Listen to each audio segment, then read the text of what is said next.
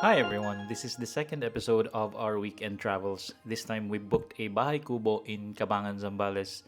At the time of the booking, it cost us around 2,890 plus pesos or around 52 USD. The travel time was around 3 hours and 43 minutes and the distance is 173 kilometers based on Google Maps. Now, take note that if you leave early, the travel time could be shorter. Because if you leave late, then the streets here in Manila could get busier and busier as the hour goes by.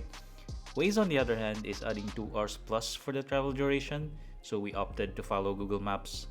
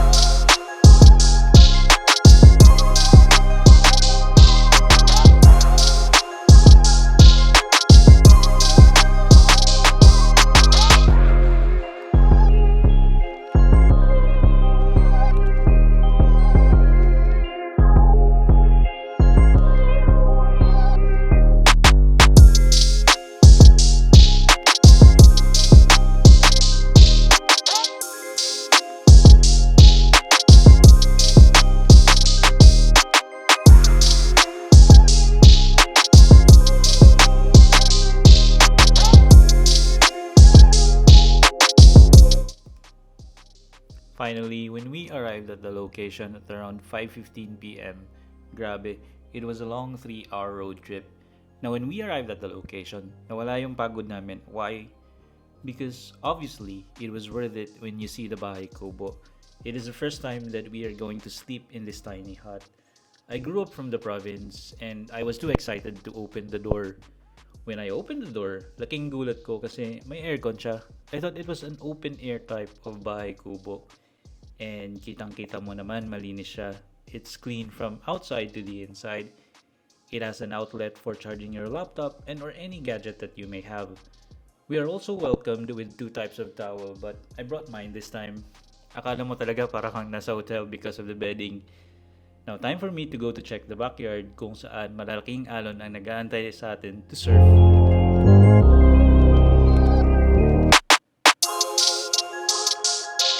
As you can see, there are other rooms than just beside ours. I'll explain the other parts of the place later because we have to check the beach before the sun sets. Take note that we arrived at 5:15 p.m. na. Lakad-lakad muna tayo. Let's stretch our muscles. There are plenty of tourists as well. Well, sino ba naman di mamamangha sa ganda ng lugar, right?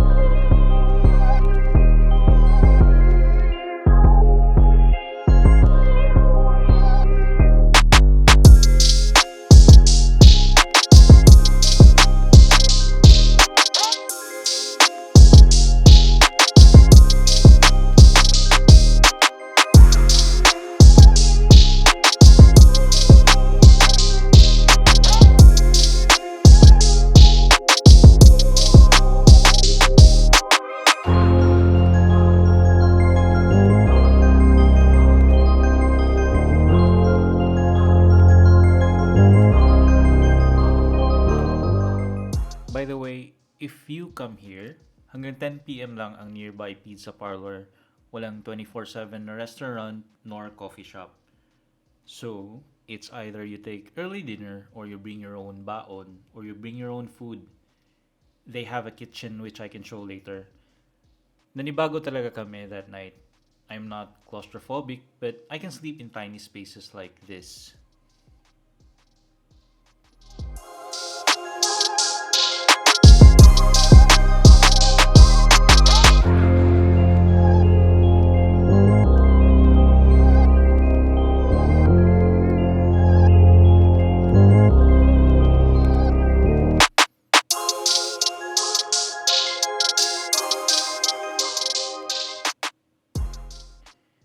You have an extra internal door lock in the form of a kahoy, which I find strong naman. It can protect you with zombies, just kidding.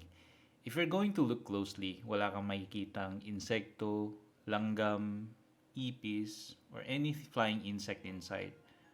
I did not spray anything in the room before taking the footage. That night, mahangin, but still, you can hear it from the inside. You cannot hear it from the inside. I think umulan din bahagya for a short period of time, but there was no tagas or anything. The room was perfectly sealed from raindrops. Hanga ako sa gumawa nito, to be honest.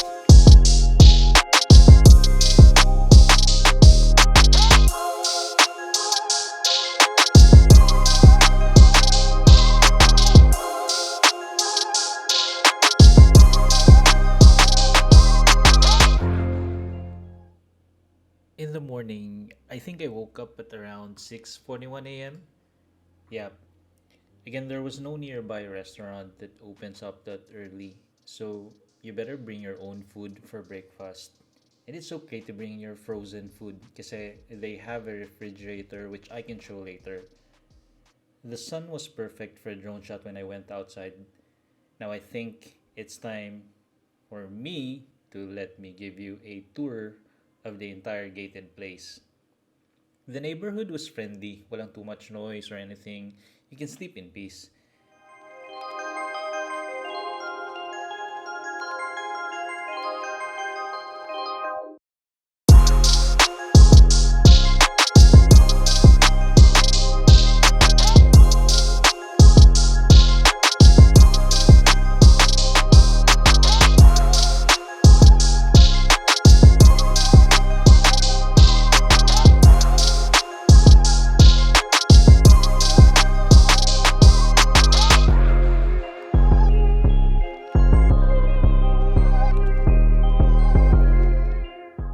Right in front of the room that I booked is another room but bigger. Well, mine was only 2,890 pesos. This might be a bit higher. You can check the price of the rooms which I added in the description below. Beside it is their dining area, their cooking area na rin, which has a refrigerator which I mentioned earlier, so you can cook here. They also have a kitchen sink to wash your dishes. Just don't wash your clothes there.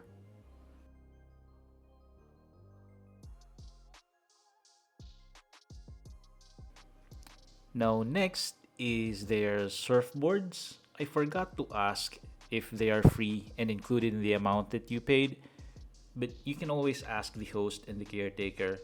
They're quick to respond to your inquiries naman, parang si Flash. Now, in front of you is their toilet where you can do your business. Just make sure that afterwards you cleaned it or makakuha ka ng bad review from Airbnb later. Okay?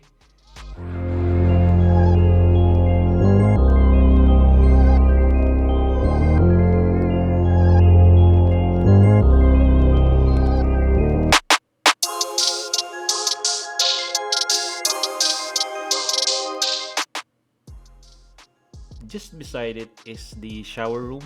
Maluwag siya. It's clean. One thing in common with this Airbnb is that cleanliness of the area. Kahit may ongoing construction, makikita mo talaga na malinis yung paligid.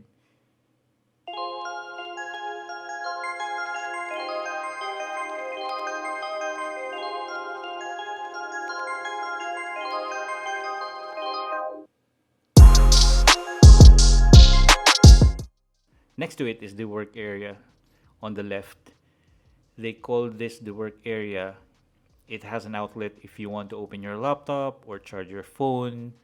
Huwag mo lang dalhin yung TV mo dyan.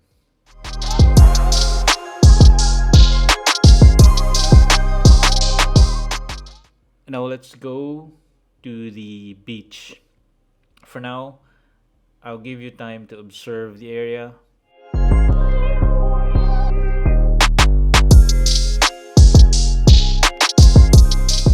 There's no need to explain here. One word, it's beautiful.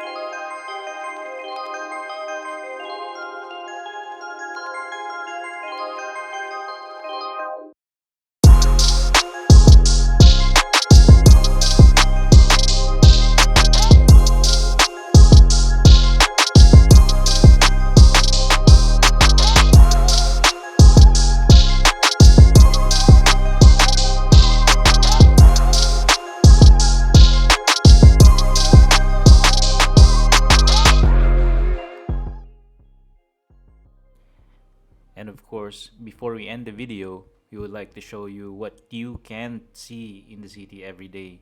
The lush green scenery of Cabangan, Zambales.